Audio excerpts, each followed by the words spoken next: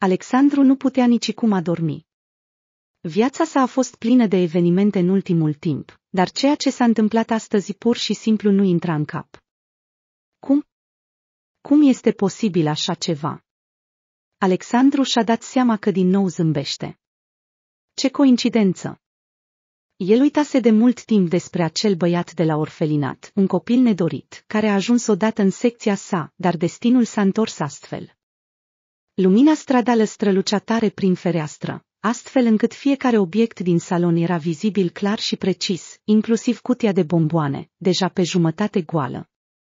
Alexandru însuși a uitat că a iubit aceste bomboane și nu le-a mai văzut de mult timp în vânzare, dar exista un om pe pământ care își amintea această slăbiciune mică a lui și chiar a găsit cutia dorită undeva, pentru a-l face pe Alexandru fericit.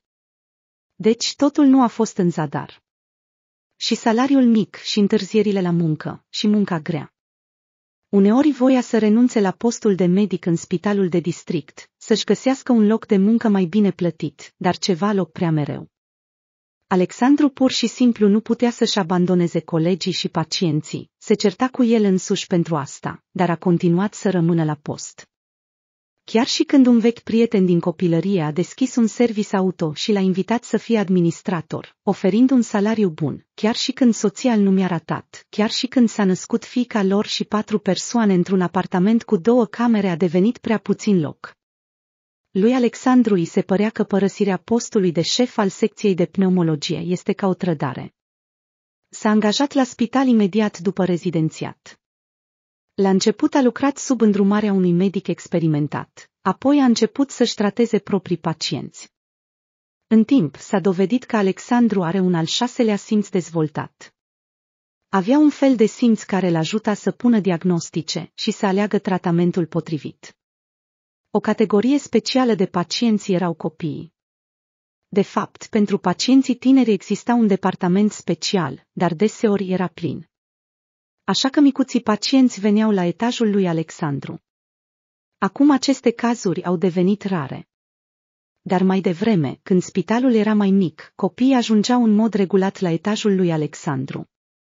Astăzi, chiar fiind în rolul neobișnuit pentru el de pacient, Alexandru și-a amintit de unul dintre micuții săi pacienți, un băiat de la orfelinat, de vreo 12-13 ani, care a ajuns la spital cu pneumonie. Desigur, nu și-a amintit de el fără motiv. Mii de pacienți au trecut prin secția sa de-a lungul anilor de muncă. Desigur, nu-ți poți aminti de fiecare, dar Ștefan era special și s-a amintit de el într-un mod foarte surprinzător. Pe atunci, Alexandru era încă un tânăr specialist, dar deja respectat și autoritar. Opinia sa a fost luată în considerare, colegii mai experimentați s-au consultat cu el. Până atunci, Alexandru a realizat că a ales calea corectă. Pneumologia. Întotdeauna veneau oameni cu diverse boli ale sistemului respirator. Buzele albastre, pielea palidă. În timp, bărbatul a învățat să-și recunoască pacienții de la distanță. Îi vedea pe stradă, în centrele comerciale și în parcuri. Alexandru a pus diagnostice, a elaborat scheme de tratament adecvate, le-a aplicat în practică, a abordat cu atenție fiecare caz. Și oamenii au început să respire din nou adânc. Situația în viața pacienților se schimba drastic în bine. Medicul resimțea o bucurie imensă atunci când vedea că fostul pacient era sănătos, plin de putere, fericit. O recompensă colosală. Din păcate, nu toate poveștile se încheiau bine. Alexandru observa imediat pacienții care nu aveau prea multe șanse de a se recupera. Înțelegea asta prin semne pe care alții nu le puteau detecta. Iată și Ștefan, băiatul acela de la orfelinat, era unul dintre aceștia. Alexandru vedea cum adolescentul era înregistrat la recepția spitalului. 2 femei l-au adus pe Ștefan, o asistentă medicală locală de la internat și cineva dintre educatori, aparent. Ele răspundeau la întrebările asistentei de la recepție, completând actele. Iar pe pat, sprijinindu-se de perete cu spatele, stătea el, Ștefan. Slăbuț, palid, cu o bretonă întunecată căzând aproape până la ochi. Omoplații ascuțiți. Băiatul își măsura temperatura. Tricoul se ridică din cauza termometrului care ieșea de sub axilă. Lui Alexandru nu i-a plăcut deloc privirea tânărului. Părea întunecată, indiferentă. Se vedea clar că băiatul era foarte bolnav. Și șansele de recuperare, din păcate, erau mici. Alexandru își amintea încă cum i s-a strâns inima de milă pentru băiat. A hotărât că va face tot ce poate pentru a-l salva pe tânărul pacient. Apoi a avut loc examinarea. Temperatura aproape de 40, saturația critică, raluri în plămâni. Analizele arătau o inflamație puternică. Alexandru era furios. Cum a putut un copil de la orfelinat să ajungă într-o astfel de stare? De ce nu au căutat ajutor calificat mai devreme? Asistenta locală îl umplea pe Ștefan cu pastile inutile. Antipiretice, analgezice, chiar și medicamente antitusive i-au dat copilului. Și starea lui se înrăutățea tot mai mult. Acum situația băiatului era critică. Radiografia a arătat pneumonie cu o afectare extinsă a plămânilor. Tânărul pacient a fost transferat la terapie intensivă. L-au conectat la aparatul de ventilație mecanică. Au început să administreze medicamentele necesare. Ștefan fie a adormit, fie a leșinat. Alexandru stătea lângă adolescentul slab, atât de palid. Se fuzionează aproape cu perna albă de spital. Atât de tânăr și deja nimeni nu mai are nevoie de el. Acest lucru a fost evident atât prin privirea sa stinsă, cât și prin neglijența generală. Un orfan, ce să mai vorbim? Viața în orfelinat, evident, nu este dulce. Alexandru se temea să se îndepărteze de băiat în acea noapte. Părea că în absența sa s-ar putea întâmpla ceva ireparabil. Starea copilului era extrem de instabilă. Noroc că în departament în acea noapte totul era calm. Pacienții mai vechi se îmbunătățeau și nu mai veneau pacienți noi. Asistenta de gardă a venit să verifice de câteva ori. I-a sugerat doctorului să se ducă la camera de odihnă, să se întindă puțin, să bea ceai. El a refuzat. Nu putea să-l lase pe Ștefan acum. Simțea că e periculos. Și îngrijorarea nu a fost în zadar. În jurul orei 4 dimineața, băiatul s-a simțit mai rău. S-a învinețit, a început a gâfâi. Și toate acestea, fără să-și revină la conștiință. Alexandru a chemat imediat ajutorul anestezistului de gardă. Și împreună, câteva minute lungi și chinuitoare, l-au readus pe Ștefan la viață. Totul a mers bine. Băiatul a început să respire. Semnalul aparatelor a devenit din nou constant. Așa cum trebuie. Alexandru a oftat de ușurare. A scăpat. Până dimineață, doctorul nu a părăsit postul său. Deci simțea că criza a trecut. Că băiatul nu mai este în pericol. Pieptul lui Ștefan se ridica și cobora regulat. Gândindu-se la ceea ce s-ar fi putut întâmpla dacă nu ar fi fost alături de băiat în momentul critic, Alexandru se simțea rău. Recent, el și soția s-au devenit părinții unui fiu. Thomas, un bebeluș dolofan și adorabil, dormea liniștit în pătuțul său.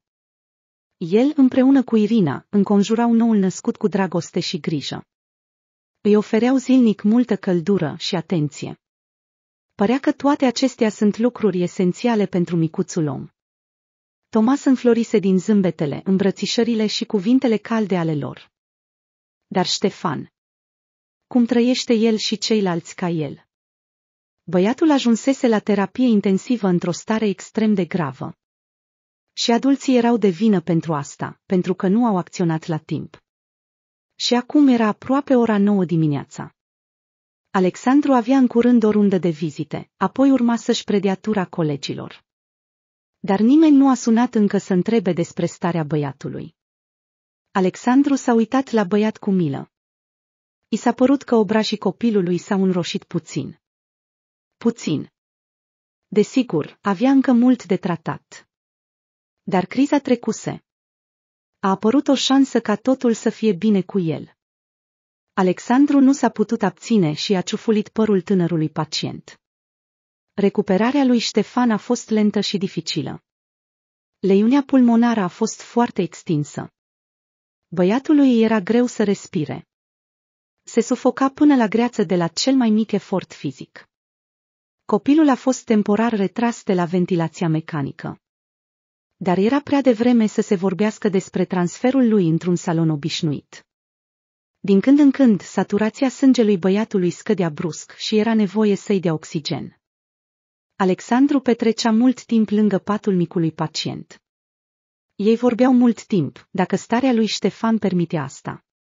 Povestea băiatului și viața lui în orfelinat îl cutremurau pe Alexandru până în adâncul sufletului. În primul rând, era șocat de indiferența personalului. De exemplu, odată, Ștefan a povestit într-un ton obișnuit că era hărțuit de câțiva adolescenți din orfelinat mai mari decât el, îi luau mâncarea, îl forțau să curețe după ei și să facă de serviciu, pur și simplu se luau de el. Lovituri, bătăi, insultări, la un moment dat, chiar l-au bătut pe Ștefan pentru neascultare. Destul de tare și crud. Și toate acestea cu tăcerea complice a îngrijitorilor și bonelor. Ștefan povestea despre aceste incidente groaznice într-un mod simplu și natural, ca și cum ar fi vorbit despre ceva obișnuit, de la sine înțeles. Nu era singurul în această situație. În orfelinat, faptul că cei mai mari abuzează de cei mai mici era considerat normal. Există cei care hărțuiesc și există victime. Pentru copiii din orfelinat, acest lucru era natural, obișnuit, cotidian. Nu era de la cine să aștepți ajutor. Îngrijitorii închid ochii și sfătuiesc să se descurce singuri. Dar cum poate un băiat slab, fizic neputernic, să se opună unei mulțimi de adolescenți mari, mânioși? În plus, angajații orfelinatului inventau pedepse umilitoare pentru infracțiuni aparent nevinovate. De exemplu, odată, Ștefan a stat în genunchi într-un colț al coridorului în lenjerii jumate de noapte doar pentru că a desenat după stingerea luminilor. Cu o lanternă sub pătură. Îngrijitoarea de serviciu a observat asta și s-a enervat foarte tare. Personalul nu observa comportamentul celor mai mari și mai puternici, aceia care ar putea să răspundă. Acestora le era permis orice. Însă pe cei slabi, adulții se descărcau în voie. Din poveștile lui Ștefan, Alexandru a concluzionat că îngrijitorii se descarcă pur și simplu pe copii, proiectându-și propria neputință asupra lor. Acest lucru era, desigur, îngrozitor. Ștefan nu se plângea. Alexandru a aflat despre ororile de la orfelinat punând întrebări ghidate. Băiatul vorbea despre viața lui într-un ton calm. Pentru el, totul era obișnuit și natural. Nu știa că lucrurile pot fi diferite. Odată, Alexandru nu a mai suportat. A scris o scrisoare la administrația orașului. Fără a menționa nume, pentru a nu-l pune în pericol pe Ștefan, în acea notă bărbatul a povestit despre ce se întâmplă în pereții orfelinatului. Alexandru a auzit că, după sesizarea sa în orfelinat a venit o comisie. S-au efectuat controale, s-au intervievat copiii. S-a schimbat ceva după aceea. Medicul nu cunoștea un răspuns precis la această întrebare, dar spera că a ajutat măcar puțin copiii, și pe Ștefan în special. Între timp s-a dezvoltat o relație specială, foarte caldă și de încredere între pacient și doctor. Băiatul aștepta cu nerăbdare venirea lui Alexandru în salonul de terapie intensivă și îi zâmbea de fiecare dată, chiar dacă nu avea deloc putere. Bărbatul încerca să-l facă pe băiat să râdă, să-l încurajeze. Îi povestea glume și povești amuzante din copilăria sa. Îl ruga să se recupereze rapid, pentru că în oraș venise un delfinariu. Și cu siguranță vor fi conduși acolo și copiii de la orfelinat. Prin urmare, Ștefan trebuie să fie pregătit până la sfârșitul lunii. Într-o zi, când Alexandru a venit, ca de obicei, să-l viziteze pe Ștefan, telefonul din buzunarul halatului său a început să sune. Era soția lui, Irina, care l-a rugat să cumpere lapte pentru casă și apoi a închis apelul. Asta era sonata lunii a lui Beethoven. A întrebat Ștefan. El întreba despre melodia apelului. Muzică frumoasă. Văd că ești familiarizat cu muzica clasică, a zâmbit Alexandru. Te interesează? Sau poate că în orfelinat ați avut educația muzicală? Ei bine, nu am crescut mereu în orfelinat, a răspuns băiatul. Da. Am înțeles că ai fost transferat direct de la maternitate acolo. Am văzut ceva de genul ăsta în documente. Sau mă înșel? Nu vă înșelați. Mama mea biologică m-a abandonat imediat. Nu o cunosc. Și nu știu de ce a făcut asta. Dar într-adevăr am fost transferat direct din maternitate la casa de copii. Alexandru s-a simțit trist la gândul acesta. Cu puțin timp în urmă, și-a adus acasă soția cu un fiu mic din maternitate. Oaspeți, baloane, o mulțime de flori și zâmbete.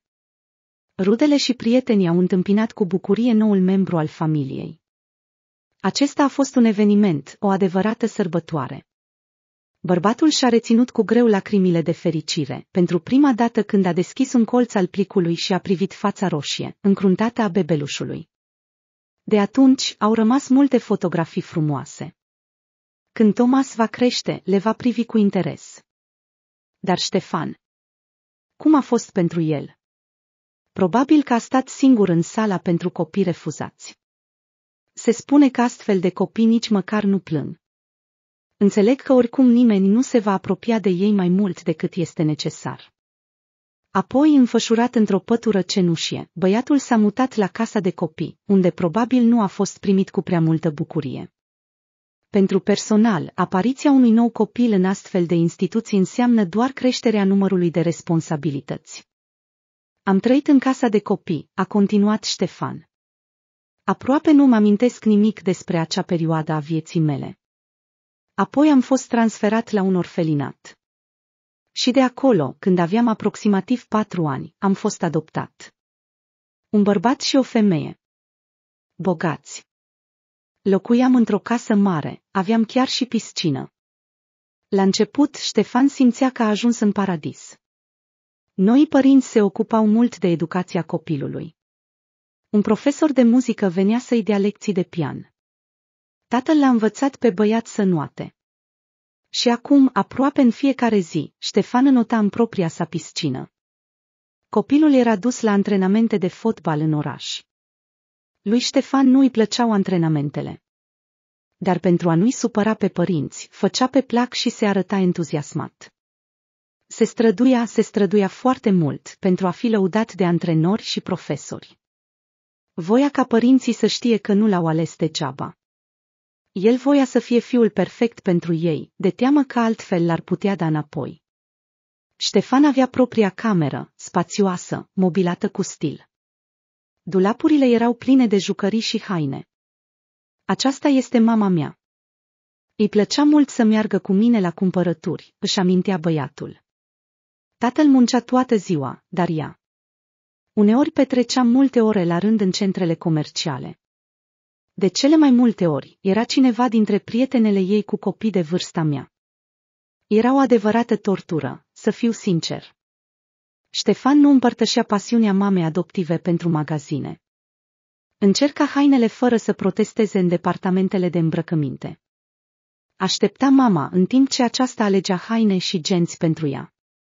Stătea la cafenele, ascultând conversațiile plictisitoare și lungi ale mamei cu prietenele ei.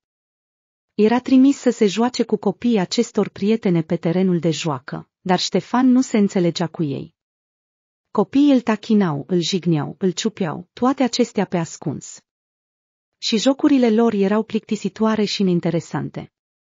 Băiatul făcea tot posibilul să evite contactul cu acești așa ziși prieteni. Mama observa și îl certa pe fiul adoptiv, îl numea asocial, și alte cuvinte de neînțeles. Nemulțumirea mamei era cel mai înfricoșător lucru pentru Ștefan pe atunci. Voia să se simtă iubit, dorit. Voia să aducă bucurie părinților adoptivi. Și când nu reușea, se simțea dezamăgit și foarte speriat. Se temea că ar putea fi returnat. Ștefan spera că timpul va trece și va fi iubit. Dar anii au trecut și situația nu s-a schimbat. Pe fața mamei adoptive apărea din ce în ce mai des o expresie de semidezgust când se uita la fiul ei. Se obosise repede de el, încerca să evite comunicarea în orice mod posibil. Tatăl. Acesta aproape că nu era prezent în viața copilului. Bărbatul lucra constant pentru a asigura o viață confortabilă familiei. El observa fiul doar atunci când acesta avea succese. De exemplu, Ștefan a primit o laudă sinceră de la tatăl său când a câștigat un concurs muzical la școală, interpretând cel mai bine din grupa sa de vârstă o piesă grea.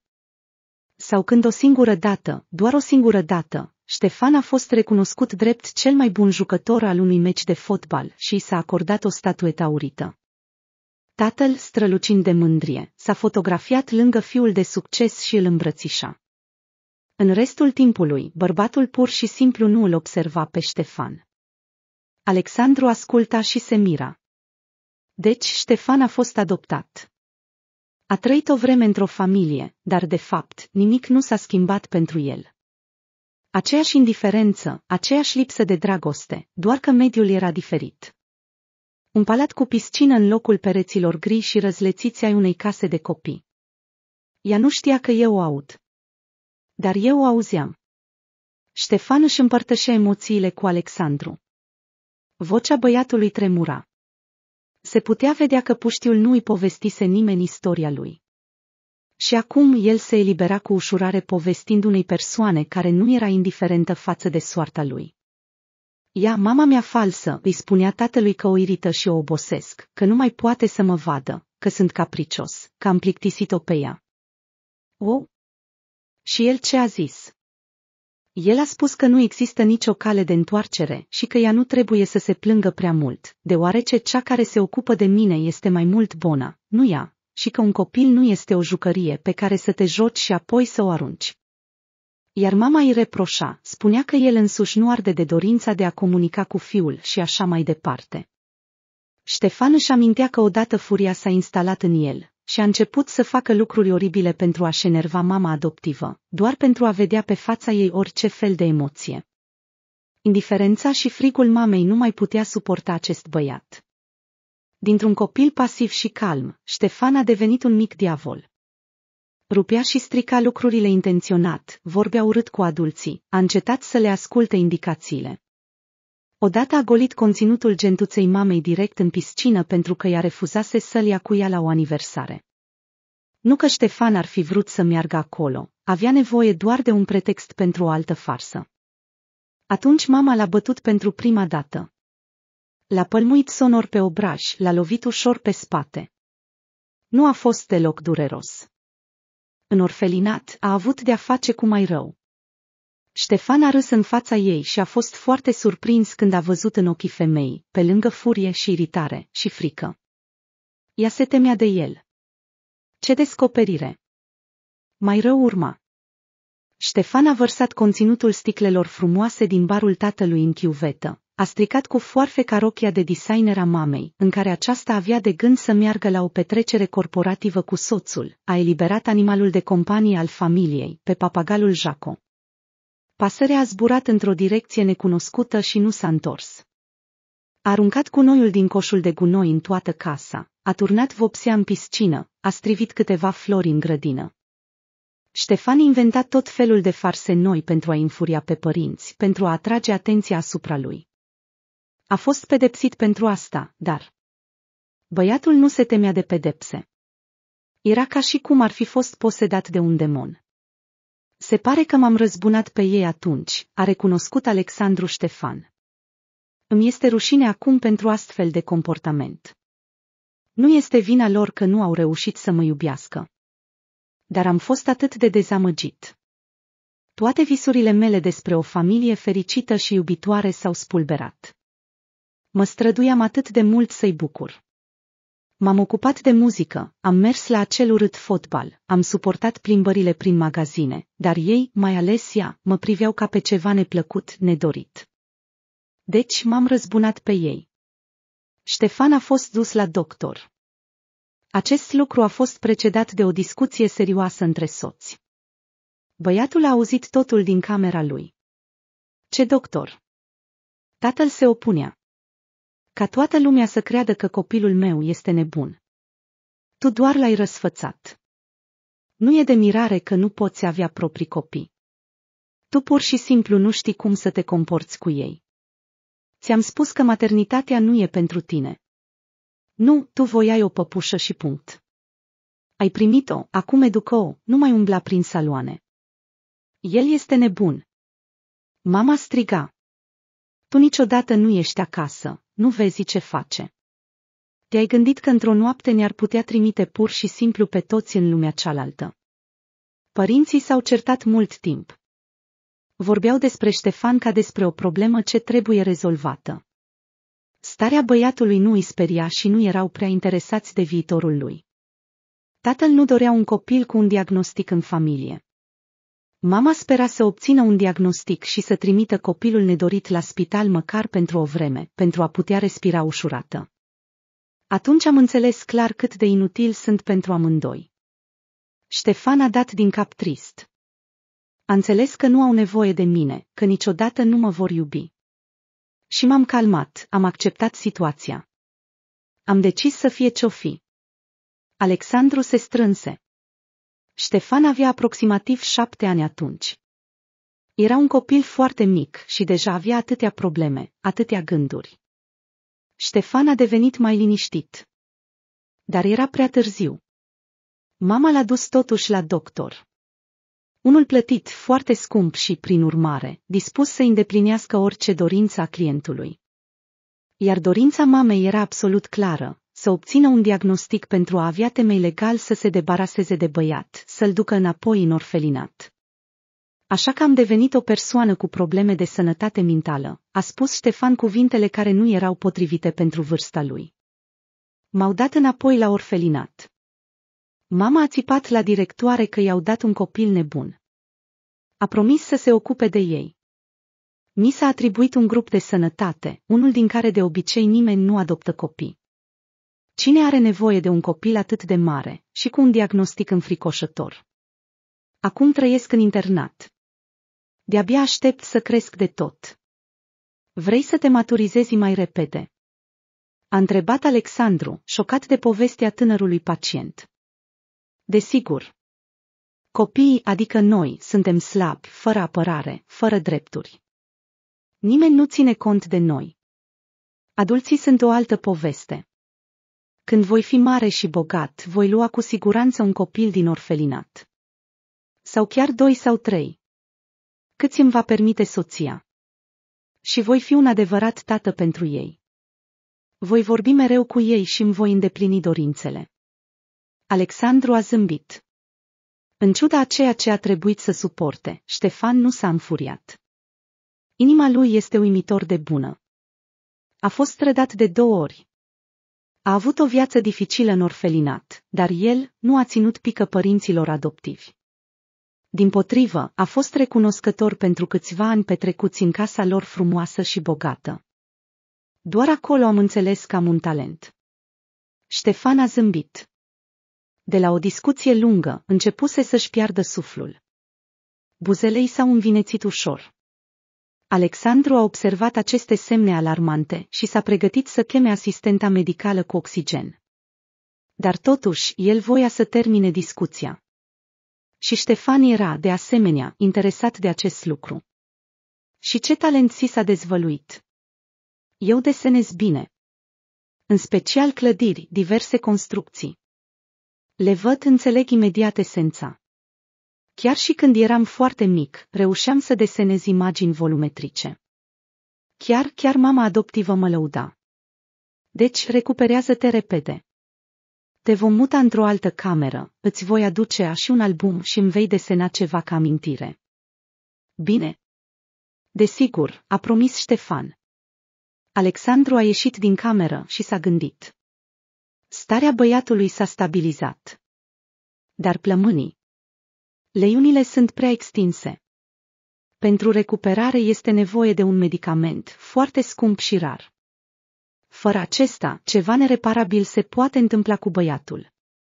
În aceeași zi, doctorul a luat legătura cu conducerea orfelinatului și a explicat situația. Tratați-le cu ce aveți, a spus directoarea. Nu avem buget pentru asta.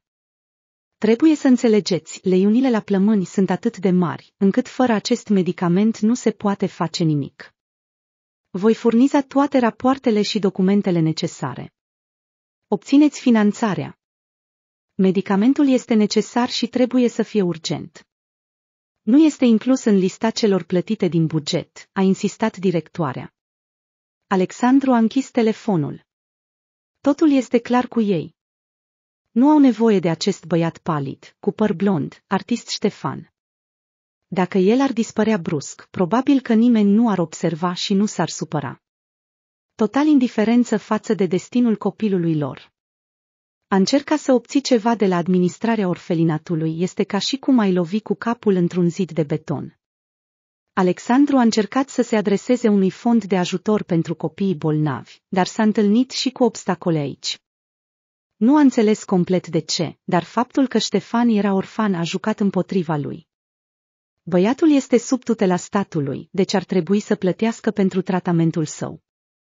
Fondurile colectau bani doar pentru tratamentul copiilor de acasă, din familii. O injustiție teribilă.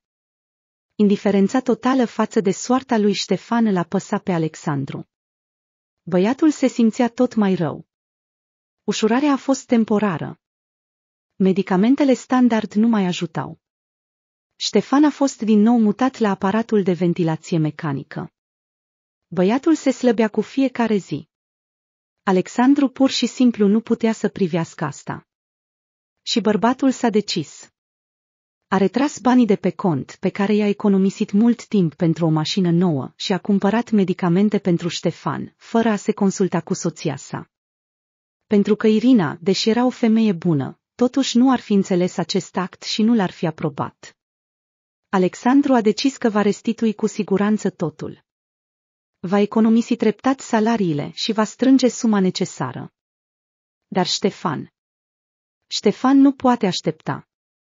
La spital, Alexandru a explicat colegilor că a găsit un sponsor bogat pentru băiat. Și doar o asistentă medicală, bătrâna Ecaterina, știa de unde vin cu adevărat banii. A văzut accidental o chitanță de plată, unde era scris numele proprietarului contului de unde au fost retrași banii. Atunci Alexandru a zâmbit și a pus degetul pe buze, de parcă ar fi spus, nu spune nimănui. Bătrâna a dat din cap și l-a îmbrățișat pe tânărul doctor, care, deși el însuși se afla într-o situație financiară nu tocmai bună, a decis să salveze băiatul de la moarte inevitabilă. Cu ajutorul noului medicament, Ștefan s-a însănătoșit repede.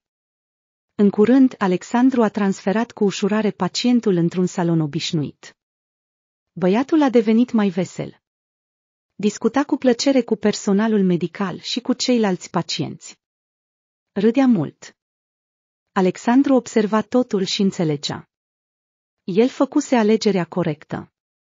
Fără medicament, nimic din toate acestea nu s-ar fi întâmplat. Nici zâmbetele lui Ștefan, nici jocurile vesele, nici desenele uimitoare.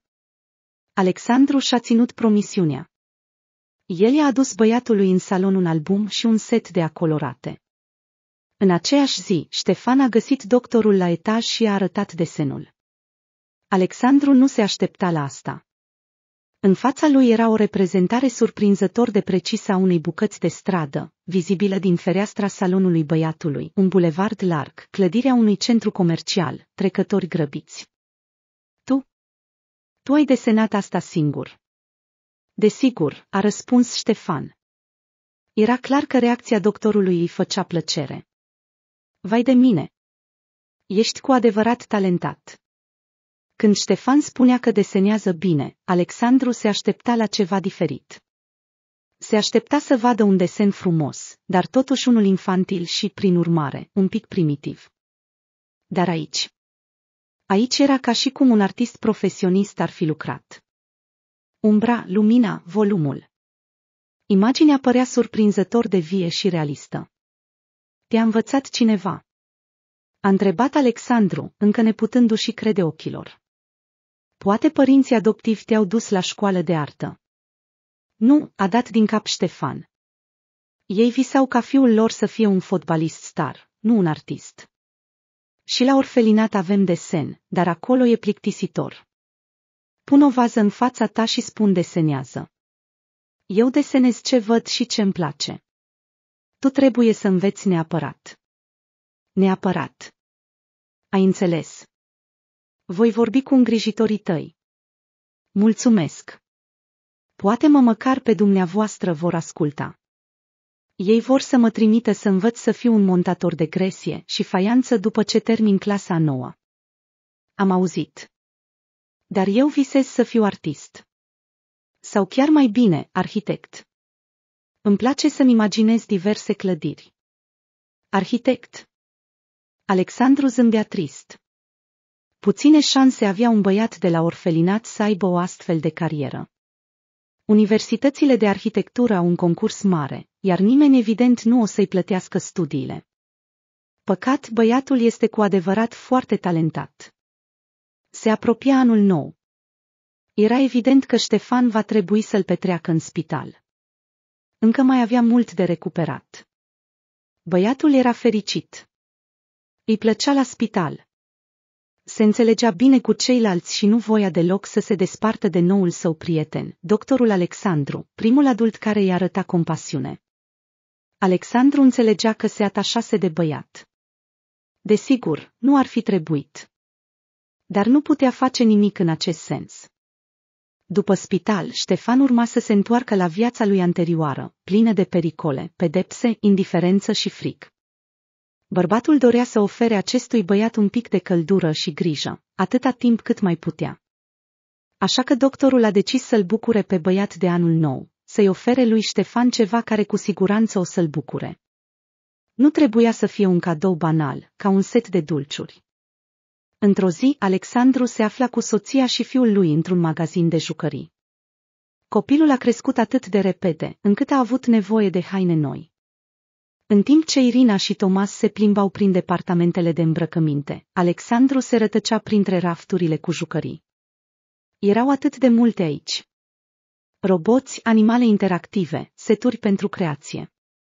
Ochii fugeau prin toate părțile. Atunci privirea bărbatului a căzut asupra unei cutii mari. Era un set de constructor pentru arhitect tânăr. Un set de blocuri din care poți construi structuri fantastice. Era chiar și decor. Tufe mici și copaci, detalii pentru fântâni și alte lucruri mici interesante. Alexandru și-a amintit cuvintele lui Ștefan că îi place să inventeze clădiri interesante.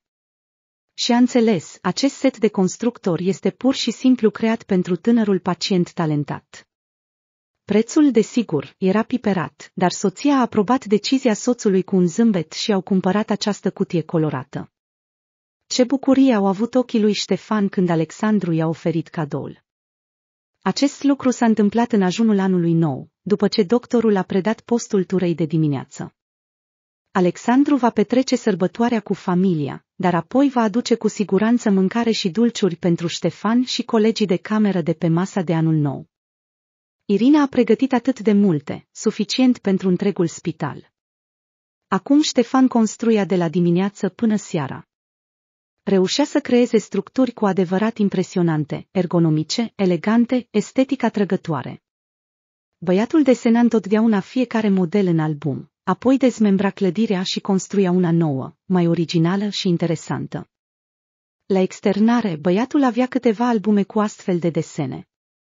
Alexandru le-a împrumutat odată și le-a arătat în Centrul de Design, o instituție prestigioasă unde copiii învățau bazele proiectării arhitecturale. Lecțiile în studio erau scumpe. Studenții participau la tot felul de concursuri și câștigau premii, dar erau gata să-l accepte pe Ștefan gratuit, doar să obțină un astfel de student talentat. Alexandru a explicat situația. A spus că băiatul crește într-un orfelinat, că nimeni nu îl va promova, cu atât mai puțin să plătească pentru învățătură și călătorii la concursuri. Directorul a mulțumit și a promis că va rezolva totul, deoarece un astfel de talent nu ar trebui să se piardă. Alexandru a părăsit Centrul de Design cu inima ușoară. Se pare că Ștefan a stârnit un interes serios aici. Desigur. Băiatul are cu siguranță un dar rar, iar instituția de prestigiu are nevoie de victorii continue. Ștefan le va asigura cu siguranță. Acum băiatul se va dezvolta profesional în direcția potrivită. Alexandru abia aștepta să-i spună adolescentului totul. Se va bucura cu siguranță, viața lui nu va mai fi la fel.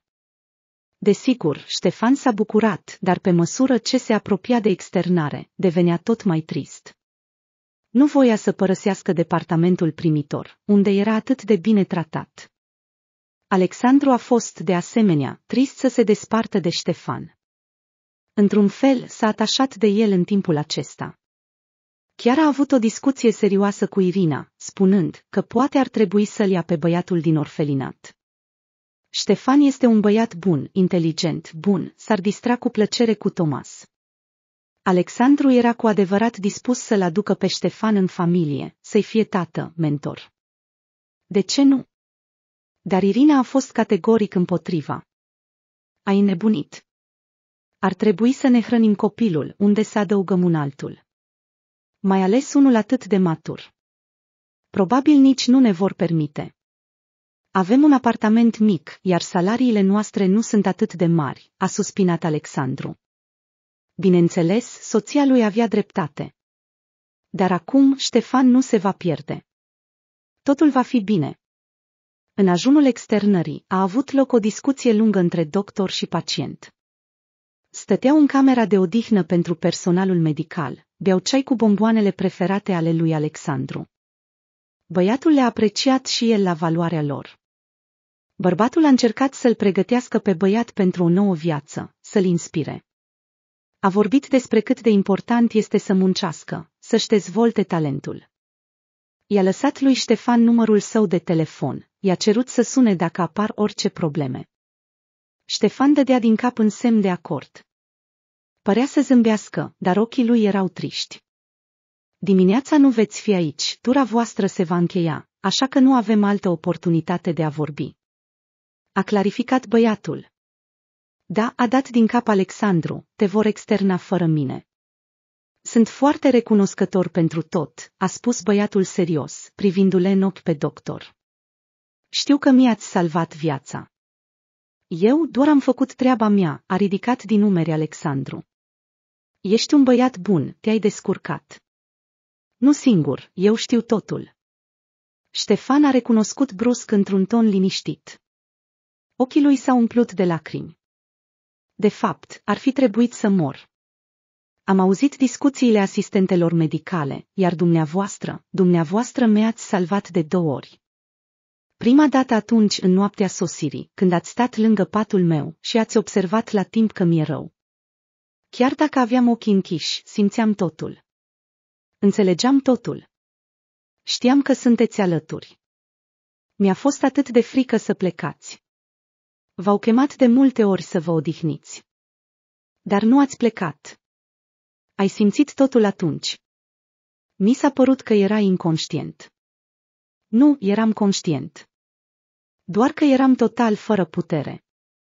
Mi-a fost atât de greu, atât de înspăimântător. Am crezut că mor. Și chiar muream. Dar nu mi-ați lăsat niciun moment și mi-ați salvat. Ați acordat ajutor la momentul potrivit. Este un miracol că eram acolo, a recunoscut Alexandru. Totul s-ar fi putut sfârși într-un mod îngrozitor. Dar sunt medic. Datoria mea este să salvez pacienții. Nu puteam pur și simplu să te las. Dar altcineva m-ar fi lăsat, a insistat Ștefan. Și Alexandru nu a contrazis, pentru că băiatul avea dreptate. Într-adevăr, medicul nu este obligat să stea toată noaptea la patul pacientului în terapie intensivă, mai ales când starea pacientului a reușit să fie stabilizată.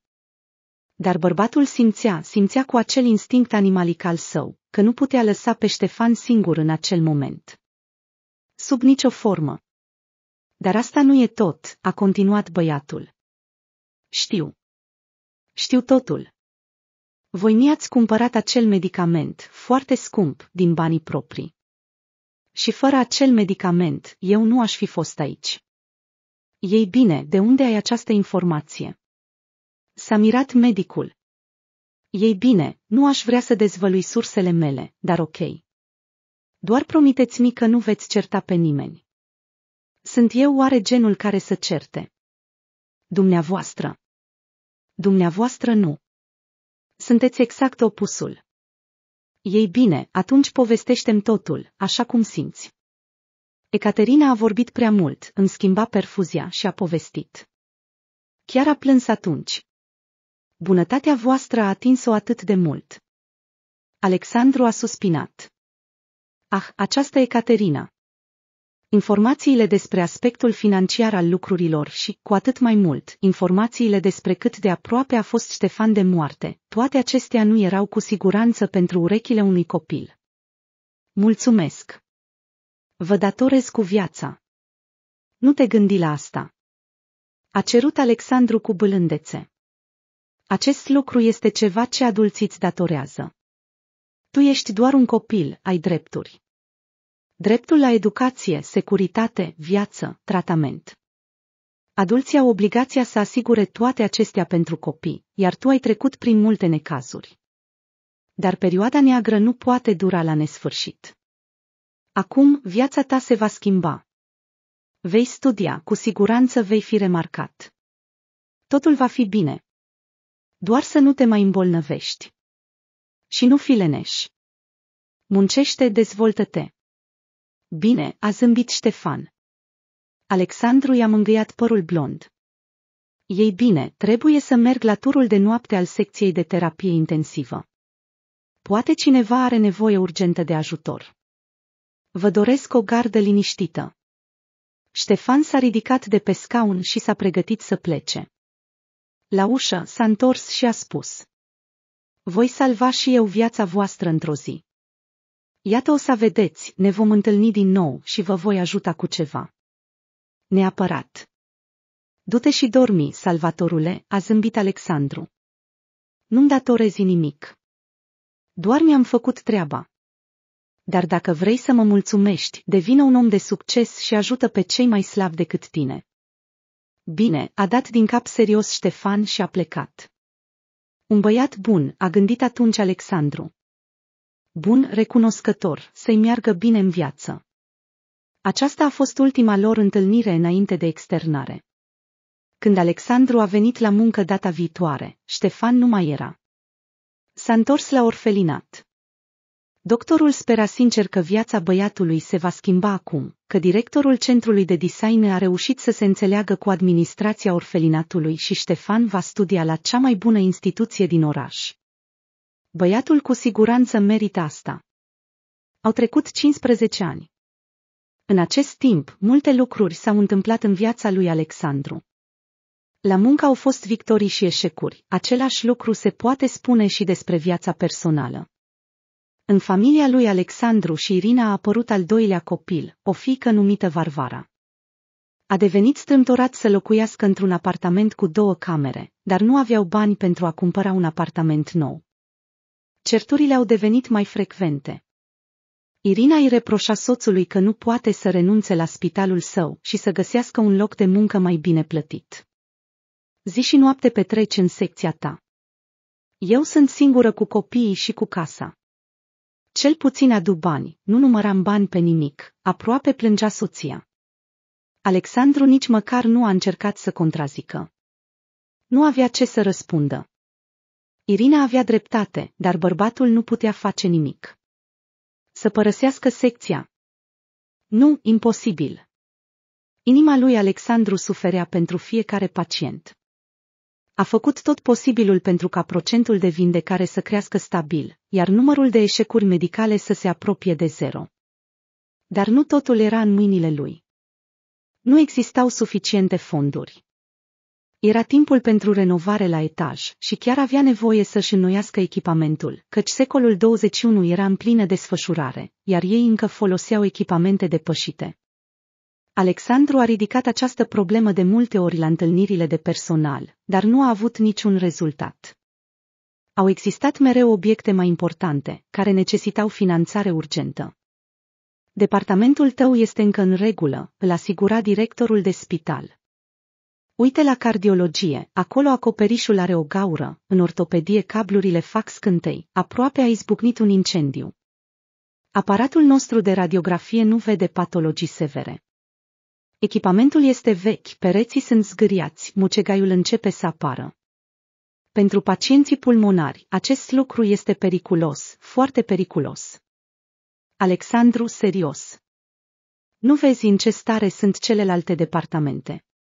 Acum nu este momentul pentru asta. Alexandru nu a cedat. A depus aplicații, a scris administrației orașului și primăriei, dar a primit fie un refuz, fie răspunsuri goale, fie tăcere absolută. Situația a stagnat pentru câțiva ani. Și iată că într-o zi, directorul de spital l-a chemat pe Alexandru în birou. Așadar s-a întâmplat ceva din sfera fantastică. A spus acesta într-un mod misterios. Ce? Alexandru nu a înțeles. Ai scris oriunde ai putut, ai solicitat finanțare pentru departament. Da.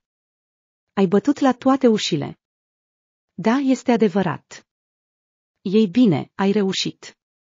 Avem un sponsor.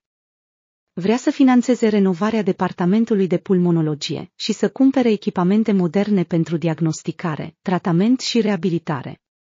Incredibil! Alexandru nu putea să creadă propriilor sale urechi. Deja se împăcase cu ideea că acțiunile sale nu au avut niciun rezultat. Dar acum, brusc, acest misterios binefăcător ne cere o estimare, adică o listă de lucrări, echipamente necesare și așa mai departe, pentru a înțelege câți bani avem nevoie. Mă voi ocupa de raport imediat. Alexandru a început deja să-și compună în minte lista de necesități. Abia aștepta să o facă pe hârtie. Un gând neliniștitor i-a trecut prin minte. Ce dacă sponsorul se răzgândește? Sau chiar dacă se dovedește că este o eroare? Întreaga situație părea prea incredibilă și chiar magică. Nu fi modest acolo, a sfătuit directorul. Scrie tot ce ai nevoie și chiar mai mult. Dacă ni se va spune să ne potolim, atunci ne vom restrânge. Alexandru nu a fost modest. Nu a cerut pentru el, ci pentru pacienții săi. Cu ajutorul tehnologiei medicale moderne, ar putea salva mult mai multe vieți. Iar în saloanele renovate, fără vopseaua căzută de pe tavan și mucegaiul de pe pereți, este mult mai ușor și plăcut să te recuperezi. Spre surprinderea lui Alexandru și a directorului de spital, sponsorul a luat în considerare toate solicitările și a transferat imediat suma necesară în contul spitalului, fără a negocia sau a pune întrebări inutile. Renovarea a început pe etaj. Temporar, lui Alexandru, colegilor săi și pacienților le-a trebuit să se mute într-o altă aripă, dar acestea erau griji plăcute, pentru că secția se transforma văzând cu ochii. Și aproape în fiecare zi, cutii cu echipamente autohtone și de import, cele mai de calitate și moderne, erau livrate la depozit. Renovarea s-a terminat rapid. Alexandru s-a convins încă o dată că banii rezolvă totul, sau aproape totul. După lucrări, departamentul strălucea cu pereții și tavanul său alb, mirosurile neplăcute și umezeala au dispărut. A devenit chiar mai plăcut să stai aici. Și echipamentul. Alexandru nu se putea sătura privind noua tehnologie medicală, era cu totul altceva. Acum vor putea să se extindă, acum pacienții se vor recupera mai repede și mai ușor. Bărbatul a fost profund recunoscător sponsorului misterios, a dorit să vorbească cu el personal, dar această persoană a preferat să rămână anonimă. Bogații au capriciile lor, a ridicat directorul din numeri. Binefăcătorul nostru își păstrează anonimatul. Nu știm din ce motive. Poate că a făcut multe greșeli în timp ce își făcea capitalul. Acum încearcă să-și spele păcatele. Dar ce ne pasă nouă? Rezultatul este important pentru noi. Alexandru nu a fost de acord cu cuvintele șefului. Ar fi vrut să-i mulțumească personal sponsorului, să-i explice cât de multe vieți a salvat cu asta, dar mecenatul nu a dorit să-și dezvăluie identitatea. Ei bine, era dreptul lui, desigur, doar că toate acestea îi se păreau lui Alexandru foarte ciudate. La serviciu, sufletul bărbatului era în pace. Renovarea recentă, echipamentele noi, toate acestea inspirau și îi ridicau dispoziția. Dar acasă? Acasă lucrurile nu mergeau atât de bine cum și-ar fi dorit. Sărăcie. Nu că ar fi fost total în sărăcie. Salariul lui Alexandru chiar permitea Irinei să nu lucreze. Ambii au făcut această alegere atunci când s-a născut fiica lor. Soția va sta acasă, se va ocupa de copii, iar el, capul familiei, va deveni singurul susținător. Irina și-a îndeplinit cu onestitate îndatoririle. Copiii aveau note excelente la școală. Acasă era mereu curat și confortabil. Și mirosea mâncare bună, doar că el nu se descurca atât de bine cu rolul de susținător. Alexandru se străduia. A avut locuri de muncă secundare, a mers la serviciu în afara programului. Dar tot nu avea suficienți bani pentru felul de viață pe care Irina și-ar fi dorit. Nu, ea nu cerea nimic supranatural, dar visul ei era să le ofere copiilor o educație decentă, să meargă la mare cel puțin o dată pe an, să aibă o mașină nouă, nu una rugină care se strică mereu. Alexandru nu putea să le ofere toate acestea familiei sale. Era îngrijorat, încerca să facă ceva, dar nu reușea. Opțiunea de a părăsi spitalul nu era deloc luată în considerare. Acesta era departamentul lui, creația lui. Sub conducerea lui, a început să prospere. Și acum, datorită lui, departamentul a devenit cel mai modern din spital. Dar Irina ea putea fi înțeleasă. Scandalurile și certurile deveniseră mai frecvente, la fel și reproșurile. Alexandru suporta totul. Nu avea nimic de răspuns soției sale supărate. Tomas și Varvara au crescut. Acum nu mai erau copii, ci adolescenții care necesitau mult mai multe investiții, inclusiv financiare. Tomas s-a îndrăgostit de programare. El însuși a căutat pe internet clipuri și a creat cu ajutorul lor proiecte uimitoare. Irina și Alexandru au fost uimiți când fiul le-a arătat creațiile sale. El trebuie să studieze, a insistat Irina. El are un talent adevărat. Da, un băiat determinat crește. Dar noi, ca părinți, putem distruge acest talent de la rădăcină. Cum adică? Alexandru nu a înțeles. Băiatul trebuie să studieze cu siguranță. Știi cât costă cursurile de programare? M-am uitat eu și cu siguranță nu sunt la îndemâna noastră. Îmi pare rău. Dar poate putem găsi altele mai ieftine. Nu se poate. Am sunat toate instituțiile de acest fel din orașul nostru. Am căutat chiar și școli online. Prețurile sunt aproximativ aceleași peste tot. Și nu sunt pentru noi. Voi găsi o soluție. Te rog să te străduiești. Până la urmă, vorbim despre viitorul copilului nostru. Totul este acum în mâinile noastre. Doar gândește-te la responsabilitatea pe care o avem. Alexandru a înțeles că Irina exagera. Și dacă Tomas nu va învăța la aceste cursuri costisitoare, băiatul învață mult și singur. Și totul este bine la el. Când timpul va veni, va intra la universitate, va deveni student, se va forma ca un programator profesionist. Iar toate aceste cercuri. Alexandru a avut sentimentul că nu sunt nimic mai mult decât un mod de a pompa bani din părinții ambițioși. Dar bărbatul nu s-a opus Irinei. Ea reacționează dureros la toate problemele financiare, mai ales dacă afectează și copiii. O colegă i-a sugerat lui Alexandru o idee minunată. În orașul lor există o școală gratuită pentru tinerii programatori. Această instituție este finanțată de stat. Absolvenții primesc un certificat care le permite să lucreze. Dar pentru a intra acolo, trebuie să treci un examen de admitere. Se pare că au profesori puternici, programe inovatoare, echipamente moderne. Dar iau doar cei mai promițători. Alexandru a sunat imediat la această școală și a înscris pe Tomas pentru testare. În ziua stabilită, el, luându-și o pauză de la muncă, l-a dus pe fiul său la interviu. Tomas era îngrijorat. Băiatul dorea cu adevărat să fie pe lista celor admiși. Avea speranțe, făcea planuri. Alexandru l-a încurajat pe copil. Bărbatul era cu adevărat încrezător în succes. Tomas este atât de pasionat. Învăță mult, deja știe unele lucruri. Pe cine altcineva să ia, dacă nu pe el? Tomas a trecut testul. Au spus să verifice rezultatele pe site în 2 zile. Și după timpul stabilit, Irina l-a sunat pe Alexandru. Și cu o voce tristă a anunțat că numele fiului lor nu este pe listă. Ea a sunat chiar la școală și a precizat dacă nu a fost o greșeală.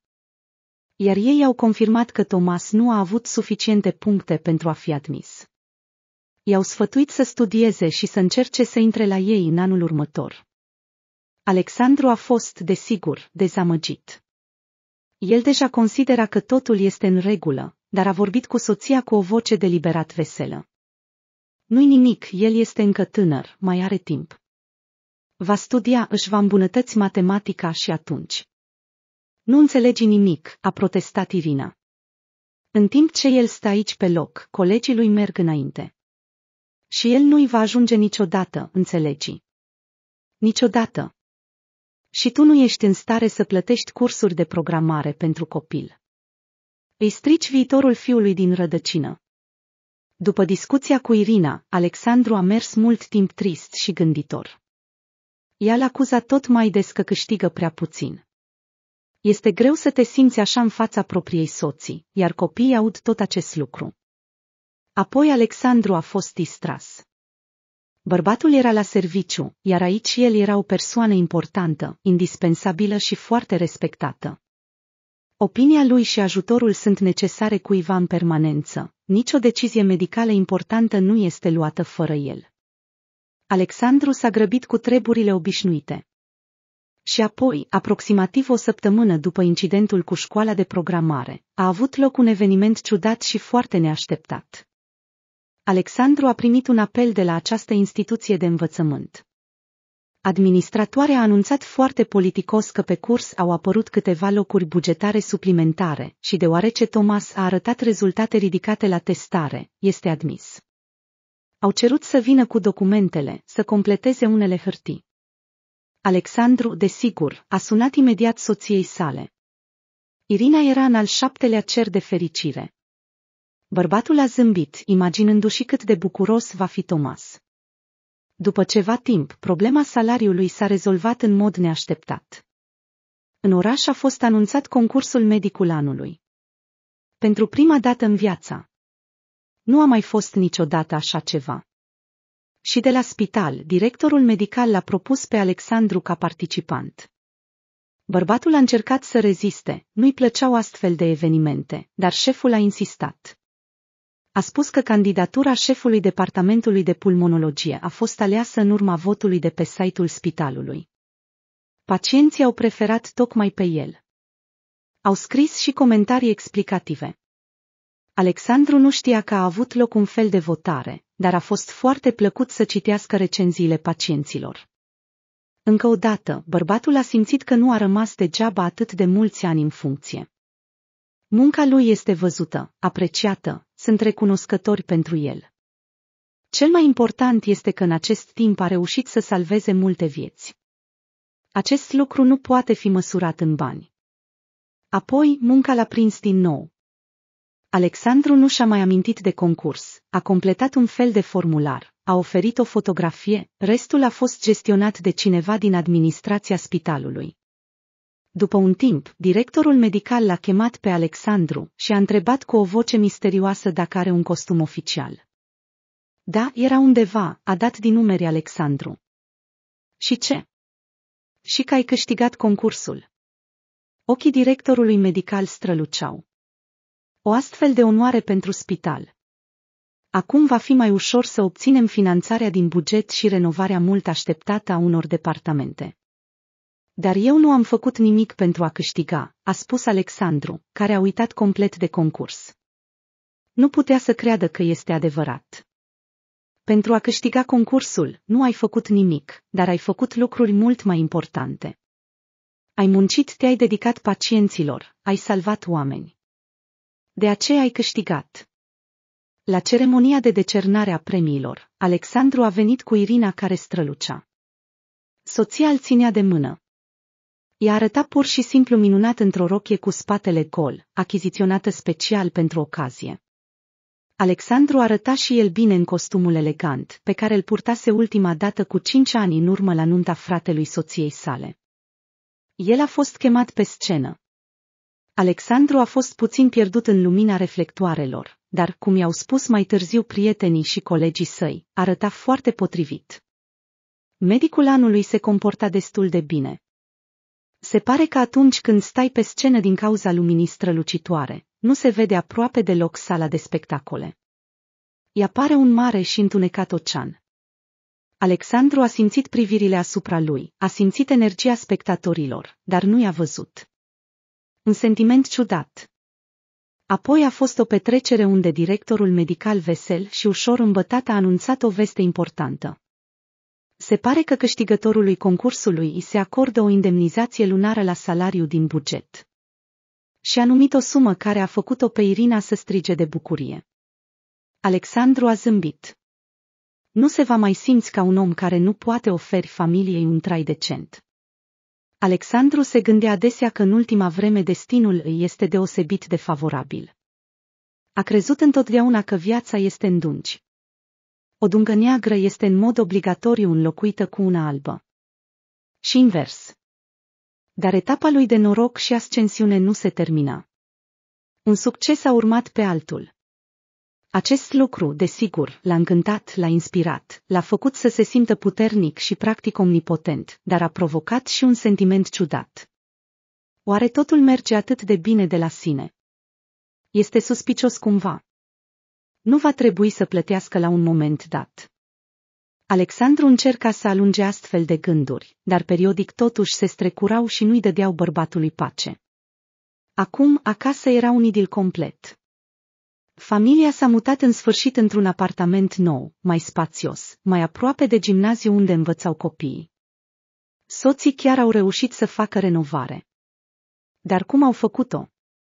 Alexandru a plătit simplu pentru serviciile lucrătorilor. Iar în timp ce întreaga familie se relaxa la mare, echipa a transformat apartamentul cu finisaje grosiere într-o locuință stilată, frumoasă. Adevărul este că trebuia să fie în contact constant cu lucrătorii prin Skype, să accepte munca, să dea indicații, dar acestea erau griji foarte plăcute. Soția a fost încântată, dar Tomas și-a amintit cu o anumită tristețe cât de mult îi plăcea să facă renovare în apartamentul lor vechi, când, ca o echipă unită, vopseau pereții, aplicau tapetele, apoi curățau îndelung și îndepărtau deșeurile de construcție. Se pare că aceste acțiuni au adus o deosebită plăcere copiilor. Viața lui Alexandru s-a schimbat foarte mult. Nici nu a observat când a început acest lucru, dar acum totul era complet diferit. Lucra într-un departament echipat cu ultima tehnologie. Fiul său studia la o școală prestigioasă de programare. Aveau acum un apartament nou, spațios. În ceea ce privește banii, desigur, nu au devenit milionari, dar acum nu mai trebuia să economisească la mâncare, haine, divertisment și asta a fost pur și simplu minunat. Dar probabil că Alexandru prea des se gândea că nu totul poate fi atât de lin și de bine în viață, și aștepta o răsplată sau o perioadă neagră. Nu putea crede în această poveste fericită, unde toate problemele se rezolvă ca și de la sine. În acea seară, Alexandru se întorcea târziu de la spital. Tura s-a încheiat la 6 seara, dar a trebuit să rămână.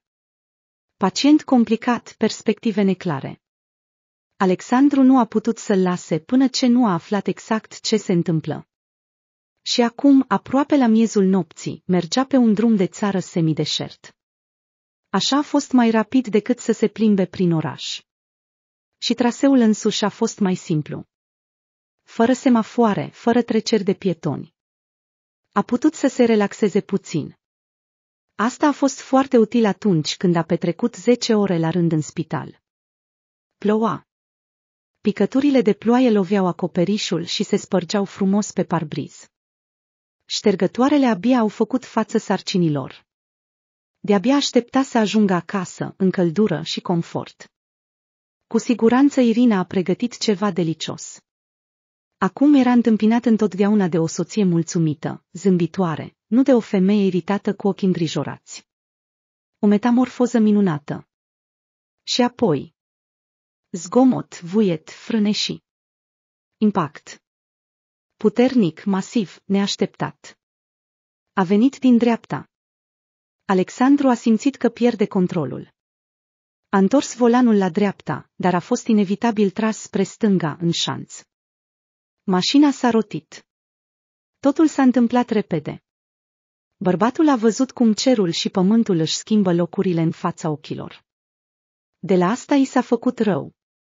Alexandru se lovea de acoperișul și ferestrele laterale ale mașinii, dar dintr-un motiv sau altul nu simțea durere. El dorea ca această cădere și învârtire să se termine cât mai repede, să iasă pe pământul solid, unde nu există zguduire. În cele din urmă, mașina s-a oprit. Alexandru a înțeles că a fost prins în mașina zdrobită, care a căzut în șanț și chiar cu acoperișul în jos. Situația se înrăutățea întrucât a izbucnit un incendiu. Alexandru a simțit mai întâi mirosul specific, apoi a observat flăcările care ardeau încet la partea din spate a mașinii. Dar flăcările nu au nevoie de mult timp pentru a se răspândi în tot interiorul. Alexandru a fost cuprins de panică. Trebuie să acționeze. Bărbatul a încercat să se elibereze singur. Inutil. Centura de siguranță îl ținea strâns, ușile erau blocate, iar mâinile nu-l ascultau. Erau ciudat de lipicioase și alunecoase. Este sânge. De unde oare? Oricum va afla mai târziu. Dacă va mai fi un mai târziu. Alexandru a încercat să spargă fereastra cu un tub de plastic pe care l-avea la îndemână. Desigur, își dădea seama că nu avea șanse mari de a reuși. Dar trebuie să facă ceva. În același timp, bărbatul chema ajutor. Oamenii trebuie să vadă accidentul. Îl vor ajuta. Interiorul mașinii se umplea rapid de fum. Focul se intensifica. Putea auzi deja sunetul specific al flăcărilor care își consumă hrana.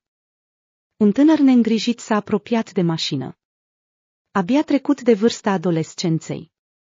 S-a plecat, a constatat că în interiorul mașinii este o persoană în viață. A încercat să deschidă ușa blocată. A văzut flăcările. Ochii băiatului s-au mărit de teamă. S-a retras la o distanță sigură. Alexandru a înțeles. S-a speriat, realizând că orice s-ar putea întâmpla în orice moment. Tânărul a sunat la salvare. Striga în telefon cu voce tremurătoare. Ruga ca ajutorul să vină mai repede.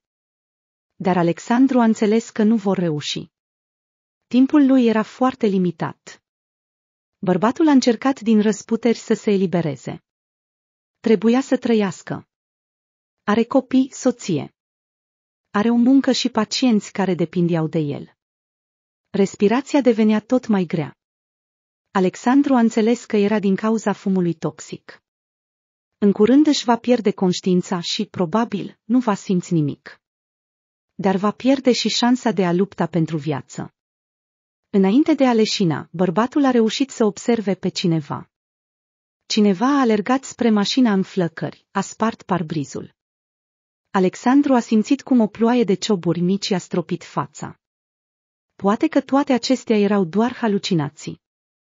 Mâini puternice au ajuns la el, prins între scaun și tabloul de bord. Apoi a venit întunericul, salvator, liniștit, impenetrabil. Alexandru a deschis ochii. A trebuit să îi închidă imediat. Pereții albi, lumina strălucitoare. Toate acestea îl orbeau, nu îi permiteau să se uite în jur cum trebuie. Se auzea un țipăt specific al aparaturii. Foarte familiar, nu putea greși. Era într-un salon de reanimare. Probabil chiar în propriul spital, dar într-un alt departament. Alexandru și-a amintit că a fost implicat într-un accident. Era într-o mașină în flăcări, încleștat între scaun și tabloul de bord. Șansele de supraviețuire erau aproape nule. L-au scos de acolo, totuși. Salvatorii au ajuns la timp. Minuni. Apoi a apărut o altă întrebare, foarte importantă. În ce stare se află, de fapt? Evident, nu în cea mai bună, dacă este în reanimare. Și în același timp, înseamnă că creierul nu a fost prea afectat. Alexandru și-a deschis din nou ochii. De data aceasta a reușit să se uite în jur. În salon era singur. Era conectat la aparatura de susținere a vieții. Era cum era de așteptat, fără haine, sub o plapumă subțire și albă. Alexandru a încercat să-și miște mâinile. A reușit. Picioarele și ele îi se supuneau. Bărbatul s-a ridicat ușor și a privit sub cearșaf. Avea câteva bandaje pe corp. Dar totul părea la locul lui. Poate că situația nu este atât de rea. O asistentă medicală a intrat în salon. Era cunoscută. Alexandru o văzuse de multe ori pe coridoare. Se salutau. Dar, din păcate, nu îi cunoștea numele acestei femei. Când a văzut că pacientul și-a recăpătat cunoștința, asistenta a zâmbit fericită. Alexandru, ești cu noi. Ce bucurie! Te rog să-l chem pe Popescu. A cerut Alexandru. Vocea lui suna răgușită, slabă într-un fel. Avea nevoie urgentă să vorbească cu Popescu, șeful departamentului de traumatologie, și să afle despre starea lui. Capul ei era puțin amețit, avea câteva dureri, dar în general Alexandru nu se simțea așa încât să rămână un pacient al unității de terapie intensivă. Voia să fie într-un salon obișnuit. Desigur, desigur. Asistenta a dat din cap și a alergat după șef. Popescu a apărut imediat. Zâmbea larg și se uita la colegul său, care prin forța destinului a devenit pacient, cu un evident ușurare. Ei bine, în general, ce pot să spun? Te-ai născut cu o cămașă norocoasă. Un SUV a intrat în tine pe șosea. Un băiat era la volan, care a primit ieri permisul de conducere. Se dădea mare în fața prietenei lui. Nu i s-a întâmplat nimic, dar tu vezi ce ți s-a întâmplat. Ei bine, el își va prin partea lui. Alexandru și-a amintit de băiatul speriat care a sunat la salvatori, rugându-i să se grăbească.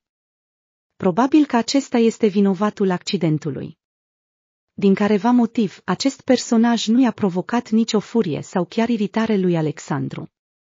În ochii băiatului era atât de multă frică, disperare, regret în acel moment. Deci m-au salvat salvatorii. Au reușit să ajungă la timp. Mașina a început deja să ardă. Nu salvatorii, ci un salvator. Îngerul tău păzitor. Un tânăr care trecea pe acolo a văzut accidentul. El te-a scos din mașina în flăcări. Deși înțelegea că oricând se poate întâmpla ceva groaznic, dar nu a panicat. A spart geamul cu un stingător de incendiu, a stins puțin focul, te-a eliberat de centurile de siguranță cu un cuțit, a îndepărtat metalul cu mâinile. Puțin, desigur, dar a fost suficient pentru a te scoate. Ți-a zgâriat picioarele destul de mult, dar asta nu e nimic. Și cel mai important, nu a panicat. A luat și stingătorul de incendiu și cuțitul, când s-a aruncat să te ajute. Vreau să-l văd, a spus Alexandru. Pe acest om. Mi-a salvat viața, riscându-și propria viață.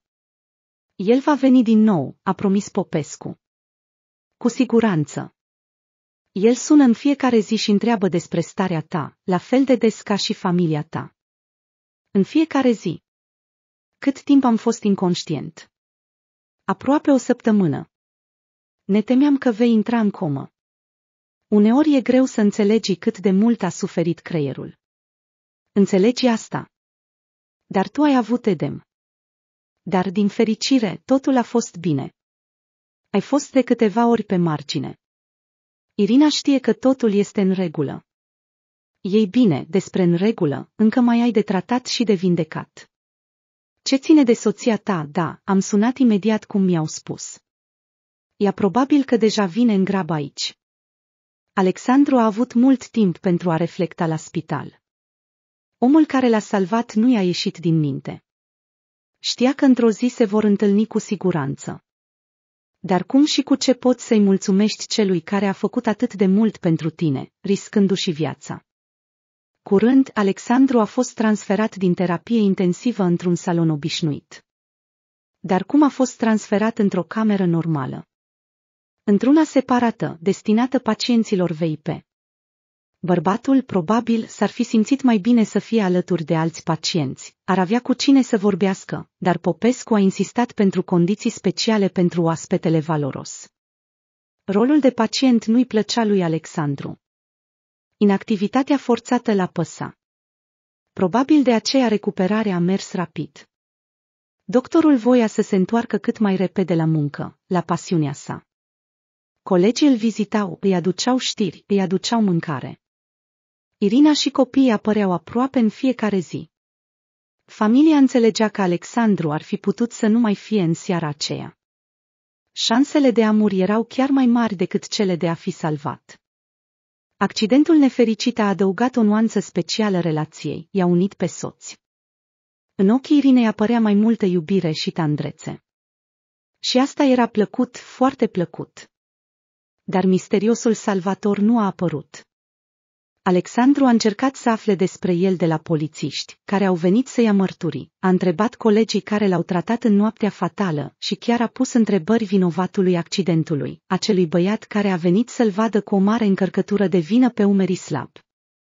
Dar nici acesta nu a putut spune nimic despre salvatorul său, în afară de faptul că acesta a sosit cu un Infiniti și a acționat foarte repede și decisiv. Nu doar pe voi v-a salvat, m-a salvat și pe mine, i-a spus băiatul fără să se uite în ochii lui Alexandru. Dacă ți s-ar fi întâmplat ceva ireparabil, nu știu cum aș fi putut trăi cu asta. Deci, dacă îl vedeți, transmiteți-i de la mine multă recunoștință. Odată, misteriosul binefăcător s-a prezentat singur. Popescu a venit să-l prevină pe Alexandru. Ei bine, pregătește-te. Vine eroul nostru, i-a spus el colegului pacient, într-un fel de șoaptă. Apoi îmi vei spune ce și cum. Popescu a ieșit din cameră și după doar un minut, ușa s-a deschis și un tânăr bărbat cu un zâmbet larg și cu dinți albi a intrat cu pași largi, cu ochi inteligenți, cu păr ușor ondulat, bine îmbrăcat, luminos, parcă. După mersul său elastic și mușchii vizibili chiar și sub cămașă, se putea vedea că face un fel de sport. Așa că nu e de mirare că a reușit să scoată victima din mașina în flăcări. Un moment mai târziu, Alexandru a observat un detaliu care l-a șocat profund. Salvatorul ținea în mâini o cutie de bomboane, preferatele sale. Alexandru adora aceste dulciuri. Dar apoi bomboanele, se pare, au fost scoase din producție. Cel puțin au dispărut de la vânzare. Unde a găsit omul acesta cutia de bomboane? Și cel mai important, de unde știe că Alexandru le adora și era doritor după bunătatea sa preferată? E prea ciudat să fie o coincidență obișnuită. Bună ziua, a zâmbit vizitatorul. Prietenos și foarte, foarte cald. Bună ziua. Alexandru își studia salvatorul. Îi amintea de cineva. Poate că s-au întâlnit înainte. E foarte probabil. Voi știți cine sunt eu. Desigur. Ești cel care mi-a salvat viața. Da, așa a fost. S-a întâmplat întâmplător. Sau nu întâmplător, cine știe, dar... De fapt, voi mi-ați salvat viața. Ați fost primul care a făcut asta. Ce? Alexandru a încercat să-și amintească unde a văzut acest om înainte. Nu înțeleg. Nu vă amintiți. A presupus tânărul om, zâmbind. Nu e surprinzător. Ultima oară ne-am văzut când eram doar un copil. Ștefan. A înțeles brusc Alexandru. Nu am înțeles imediat. Ochii, părul, tonul. Dar desigur. Ștefan, ești tu cu adevărat. Eu. Vă amintiți, v-am promis că vă voi salva într-o zi. Iată, am respectat promisiunea. Povestește. Povestește ce ți s-a întâmplat după externare, a cerut Alexandru. Îi era cu adevărat interesant să afle ce s-a întâmplat cu acest băiat de la orfelinat pe care într-o vreme chiar a vrut să-l ia în familie, să-l considere ca pe un fiu. S-a aflat că Ștefan a fost acceptat pentru studiu în acel centru de design pentru care Alexandru a făcut atâtea demersuri. Aici, talentul băiatului a fost imediat observat și apreciat. Cei mai buni profesori au lucrat cu el. Lucrările lui erau trimise la diferite concursuri, unde câștiga constant premii. Ștefan a devenit destul de popular. Mulțumită acestui lucru, situația lui din orfelinat s-a schimbat puțin. Până la absolvirea școlii, Ștefan a primit câteva oferte de la cele mai bune universități de arhitectură din țară. Aceste instituții de învățământ i-au oferit și cazare și bursă, doar să-l aibă pe studentul dorit. Ștefan a ales Moscova. Profesorii de la centrul de design, care în anii de studiu au devenit aproape ca o familie pentru băiat, au spus că în capitală are mai multe șanse de succes. Așa a și fost. Încă fiind student, Ștefan a devenit angajatul unuia dintre cele mai mari birouri de arhitectură din țară.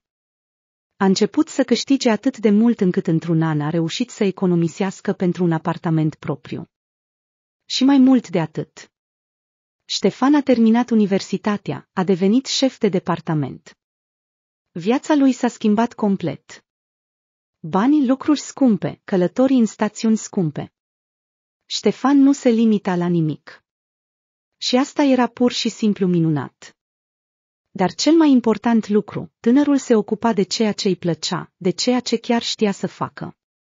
Ștefan se bucura atât de muncă, cât și de rezultat. Și se simțea cu adevărat fericit.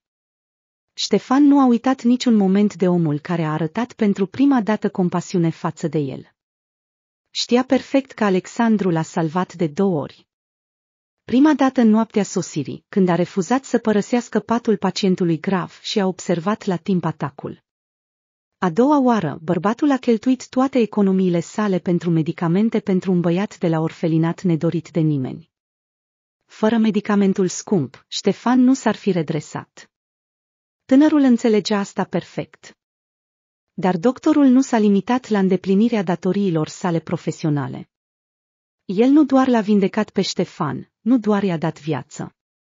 Alexandru a crezut și în talentul lui Ștefan și a ajutat acest dar să se dezvolte.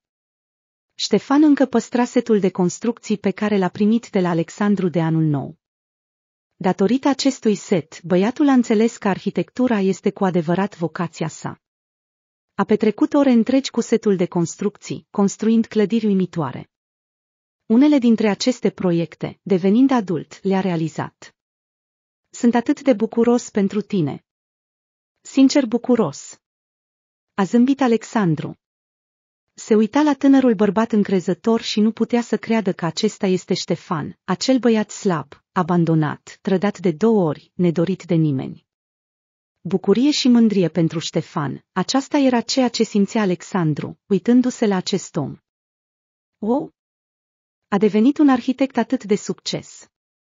Dar cel mai important lucru, Ștefan a crescut să fie bun, curajos, hotărât, gata să ajute pe cei din jur. M-am gândit mereu la voi și la promisiunea mea de a vă ajuta, urmărindu-vă destinul. Mi se părea nedrept că o persoană atât de bună, un medic extraordinar, care salvează vieți în fiecare zi, trăiește așa. Ștefan a ezitat, temându-se să nu-l supere pe interlocutorul său, dar Alexandru a zâmbit și a terminat fraza. Trăiește în sărăcie. Ei bine, aproape. Așteaptă. Deci tu ești sponsorul misterios care a renovat secția mea. Da, a dat din cap Ștefan. Am fost salvat literalmente de la moarte în acel departament. Voiam să mulțumesc. Mai ales că am posibilitatea. Chiar îmi face plăcere, într-adevăr. Oh! Nu m-aș fi gândit niciodată. Dar acest concurs doctorul anului tot tu l-ai inventat. Ei bine, este un concurs de stat, eu cu siguranță nu l-am inventat. Dar totuși, tu ai contribuit cumva la el. Simt asta. Ați avut întotdeauna o intuiție foarte dezvoltată, a zâmbit Ștefan. Ei bine, să spunem că am contribuit la organizarea concursului în orașul vostru. Și l-am rugat pe directorul de spital să vă nominalizeze. De fapt, el a spus că oricum intenționa să facă asta. Dar câștigul vostru. Aici nu am făcut nimic. Doar am votat. Un singur vot. Pacienții au ales. N-am avut niciun dubiu că așa se va întâmpla. Sunteți un medic extraordinar. Iubitor de oameni, bun, implicat. Acesta este rezultatul. Cu totul meritat. Așteaptă. Dar cazul cu Thomas, fiul meu. Mă refer la școala de programare. Ai avut și tu vreun aport acolo. Alexandru a fost lovit de o nouă intuiție.